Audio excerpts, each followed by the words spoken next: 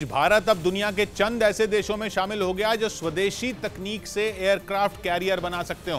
प्रधानमंत्री नरेंद्र मोदी ने आईएसी विक्रांत देश की नौसेना को समर्पित कर दिया। इसके साथ ही पूरी दुनिया को मेक इन इंडिया अभियान की ताकत भी दिखा दी और यह साबित कर दिया कि भारत के पास नामुमकिन को मुमकिन बनाने का भी हौसला है। आईएनएस विक्रांत केवल एयरक्राफ्ट कैरियर नहीं है, बल्कि समंदर की लहरों पर तैरता हुआ एक शहर है।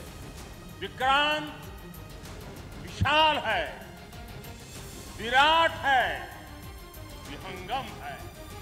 लहरों पर राज करने वाला एक ऐसा कैरियर जिस पर एक साथ 30 विमान खड़े हो सकते हैं।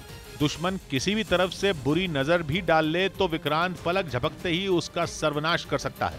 टॉर्पीडो से मिसाइलों तक कोई ऐसा हथियार नहीं जो विक्रांत पर तैनात न हो। भारत की नौसेना के सबसे पहले एयरक्राफ्ट कैरियर का नाम भी विक्रांत ही था। वो नए विक्रांत जैसा आधुनिक नहीं था, लेकिन फिर भी 1971 की जंग में उसने पाकिस्तान के छक्के छुड़ा दिए थे। अब उसी विक्रांत का नया अवतार दुश्मनों के होश उड़ा रहा है।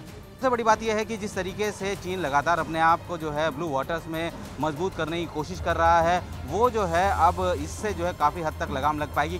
विक्रांत जितना बड़ा है उतना ही रहस्यमयी है और जितना ताकतवर है उतना ही सुरक्षित भी। सबसे अहम बात यह कि जहां भी विक्रांत की तैनाती हो जाए वहां दुश्मनों का काल तय है, क्योंकि आईएसी विक्रांत में डिजाइन से लेकर तकनीक तक और मजबूती से लेकर हथियारों तक सब कुछ नए जमाने का है। पहली बार भारत ने कोई एयरक्राफ्ट कैरियर बनाया है, वो भी ऐसा जो ताकत के मामले में किसी मिसाइल से कम न हो।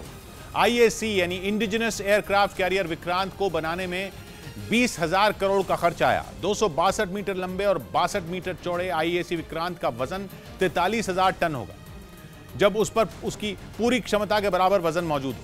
अब तक इतना भारी एयरक्राफ्ट कैरियर बनाने वाले देश केवल अमेरिका, ब्रिटेन, रूस, चीन और फ्रांस है। भारत ऐसा छठा देश बन गया है। आईएसी विक्रांत पर एक साथ 30 एयरक्राफ्ट तैनात किए जा सकते हैं। मतलब वायुसेना की एक बहुत बड़ी टुकड़ी समुद्र की लहरों पर एक साथ तैनात करने की क्षमता।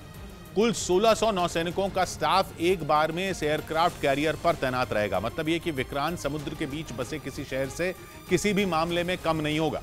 टॉर्पीडो से लेकर मिसाइल तक बड़ी संख्या में विक्रांत पर एक साथ तैनात की जा सकती हैं। जमीन से हवा में मार करने वाली मिसाइलों का एक बहुत बड़ा बेड़ा विक्रांत पर तैनात होगा।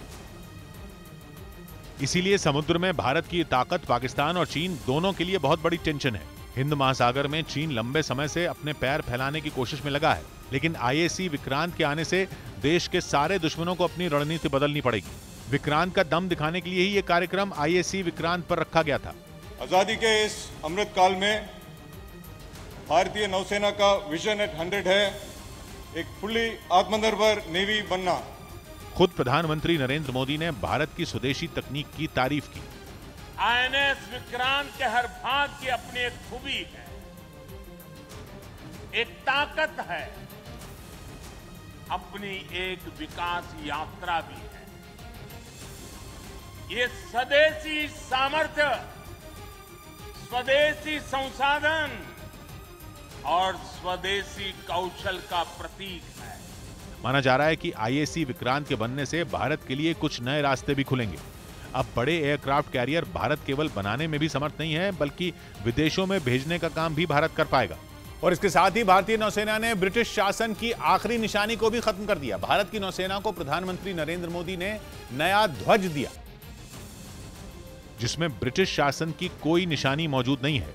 भारत की आजादी से पहले ही ब्रिटिश शासन में भारत की नौसेना बना ली गई थी। उसी वक्त नौसेना के ध्वज में बहुत बड़े सफेद रंग के बेस पर लाल रंग की चौड़ी पट्टियों से एक क्रॉस बना होता था। कई बार भारतीय नौसेना का नाम और ध्वज बदला, लेकिन ये क्रॉस नहीं बदला। इस बार भारतीय नौसेना के ध्वज से वो निशानी भी मिटा दी गई। प्रधानमंत्री नरेंद्र मोदी ने मानसिक गुलामी के निशान मिटाने का ऐलान लाल किले से भी किया था।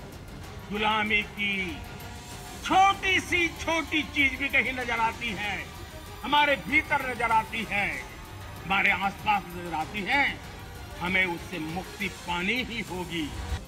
अब भारत की नौसेना की किसी नाव से लेकर बड़े जहाजों तक यही नया झंडा लहराता हुआ दिखेगा, जिस पर भारत का तिरंगा झंडा होगा और ब्रिटिश शासन की कोई निशानी नहीं होगी।